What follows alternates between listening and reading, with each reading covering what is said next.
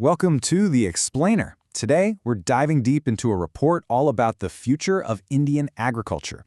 And this isn't just another industry we're talking about. It's really the lifeblood of the nation, supporting a massive part of its economy, its culture, and well over 1 billion people. So let's get into how it's all changing. Let's kick things off with a single, really powerful number, 46.1%. That is the slice of India's population that relies on agriculture to make a living. Just let that sink in for a second. We're talking about nearly half the country. So, the big question is, how is this absolutely essential sector handling all the pressures of the modern world? In this explainer, we're going to look at the major hurdles it's facing and, more importantly, the really innovative ways it's adapting to secure its future. Okay, first things first, let's really get a handle on the incredible strength and resilience of this sector. For decades, it has been the absolute cornerstone of the Indian economy, proving time and again it can weather pretty much any storm, both literal and economic. Yeah, and despite all the headwinds, the sector's performance has been seriously impressive. It kicks in about 16% to the country's GDP and has been growing at a solid 5% a year for the last 6 years. And look, these aren't just numbers on a page. They translate into real stability, food on the table for everyone, and crucially, rising incomes for millions of families. But, and it's a big but, this backbone is under a ton of pressure. It's getting squeezed from all sides, from global markets to the, totally unpredictable forces of nature. Let's dig into what those challenges actually look like. All right, so the first pressure point is this persistent gap in productivity.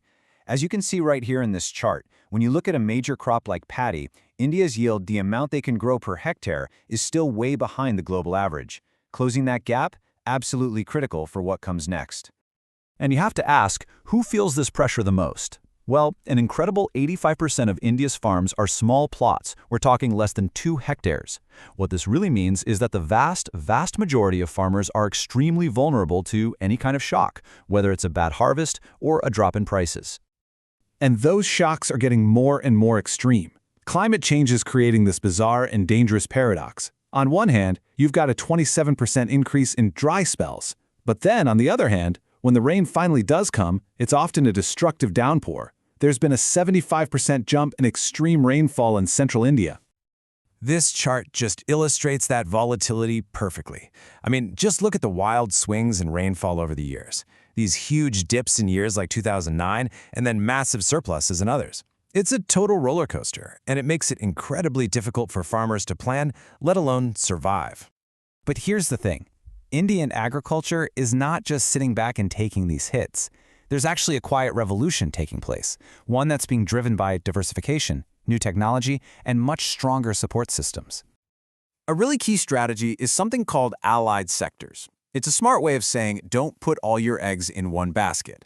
By adding things like dairy farming, fisheries, or forestry to the mix, farmers can create different streams of income.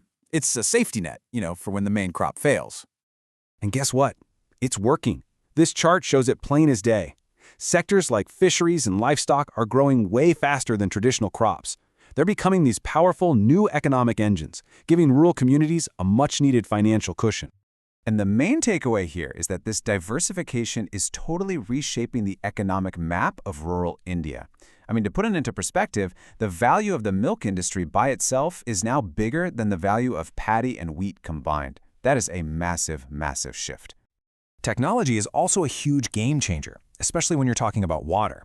Things like micro-irrigation systems can slash water use by a staggering 39 to 55%. But it's not just about saving water, right? At the same time, these very same techniques are boosting crop yields by up to 41%. It's a total win-win for both the planet and the farmer's pocket. It just shows the power of smart, targeted tech. And then there's the power of people coming together.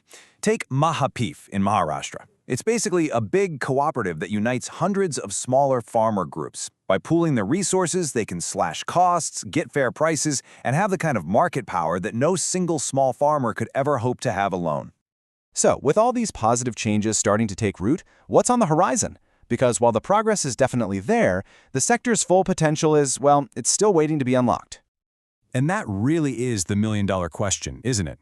Even with all this incredible resilience and all these smart adaptations, there is so much untapped potential just waiting.